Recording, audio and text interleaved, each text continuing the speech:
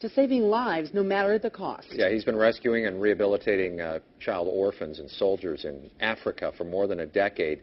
He's the machine gun preacher. He's joining us right now, and a movie they just finished filming this movie. I know that they were shooting in Detroit. Thanks for coming in again. Hey, it's good to be back in the St. Louis area. Yeah, Gerard Butler, huh? Yeah. He's going to play you. Good guy. Yeah. Real good guy. They just wrapped the film, so we should be seeing that not real soon, but coming down the road. They're saying between June on into the end of September here it should be out. One thing I think is interesting you mentioned out there was that Gerard Butler stayed in your home for about a week to kind of research you. Did you have a lot of women hanging out? Not really. I had to have some good security at my place. I bet you did. Yeah. And he can't ride a motorcycle for anything. You know, he's learning. He's learning, but then again, you got to remember, I've been riding since I was a kid, you know, so there's a lot of people that only been riding a few years. It takes you a while.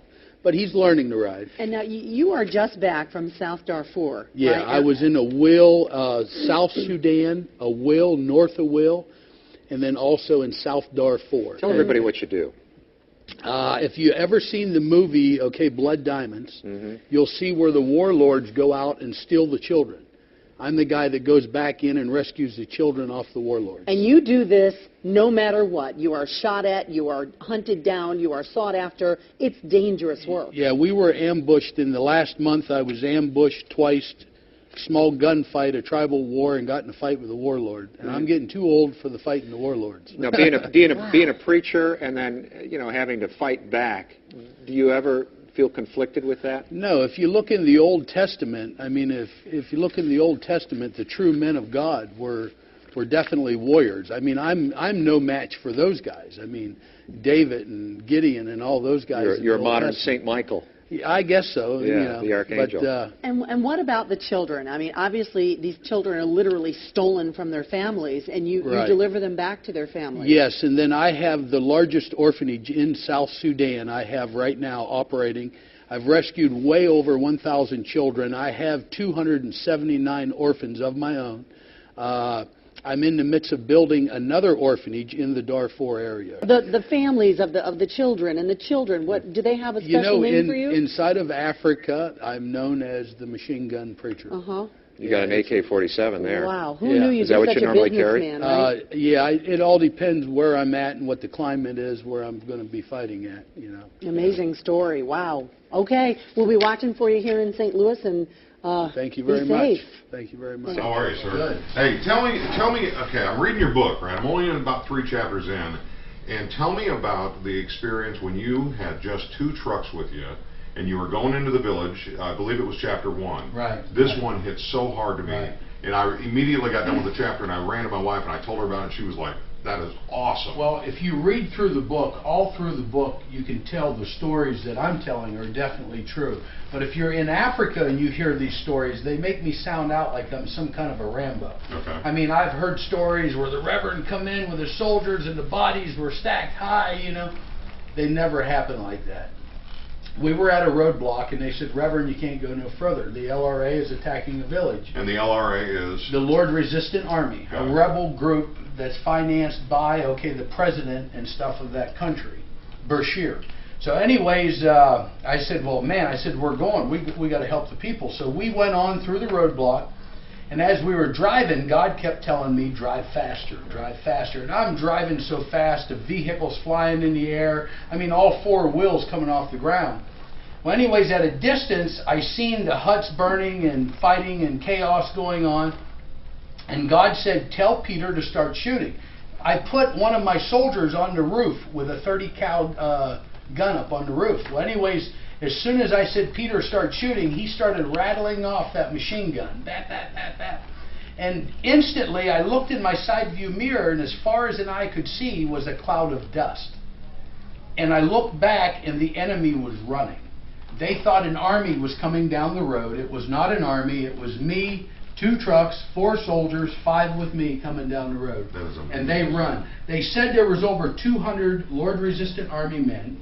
I only seen about 30, but all I seen was their backsides, and they were running. That is outstanding. But if you hear the story there, It sounds like I went in and I slaughtered all these people, you know, the enemy. Sure. And I killed them and the bodies were stacked high, but that ain't how. Hey, let the stories fly. That's fine. Yeah, let it happen. Okay. He is called the Machine Gun Preacher. His mission, save children in Sudan. And tomorrow he will be in Fort Wayne to raise money for his organization. News Channel 15's Alyssa Ivinson is live at Jim Bailey's tonight with a preview. Well, as you can see, Jim Bailey's Harley-Davidson is setting up for Music Fest tomorrow. And a man known as the Machine Gun Preacher will also be here with a custom-made Jesse James motorcycle up for auction. Today, News Channel 15 got an exclusive look at the bike, the man, and the mission. Sam Childers is as tough as they come.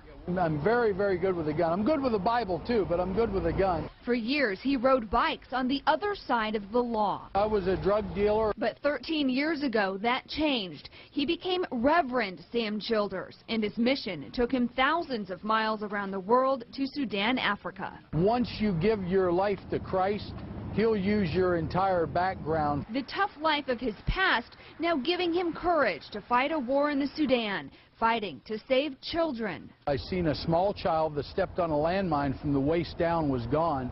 Just changed my life. So far, he's rescued 1,000 children. Many of these children were child soldiers. They seen their parents killed. They were raped. With faith on his side, he puts his life on the line. I slept on a grass mat with a Bible on one side and machine gun on the other side. And that's how I got the nickname, Machine Gun Preacher. Sam started the nonprofit group Angels of East Africa and opened an orphanage in Sudan. But more children need help, and that takes money. To raise it, Jesse James from West Coast Choppers made this custom motorcycle with signatures from James, Sandra Bullock, Steven Tyler, and many more. It's worth $300,000. Raffle tickets for a chance to own it, only $20. All of those proceeds, I want to see a second orphanage built. With a book flying off the shelves and a movie deal almost ready for filming, one man's mission is getting international attention. It's like a dream. I thank God that He's able to generate more funds for the children of Sudan. And by the way, the 20th century murdered more Christians than all the previous Christians put together. To put things in perspective, we talked a lot last time about the papacy of this and the abuses during the Dark Ages. Small potatoes compared to the technology of violence that was at our fingertips during the 20th century. In those early centuries, under Roman persecution, there are more Christians under persecution today than ever before in history, in numbers. There are more Christians murdered in the 20th century than all the previous centuries put together. Being a biblical Christian is becoming increasingly politically incorrect today. If you haven't noticed, the true churches will eventually be forced underground.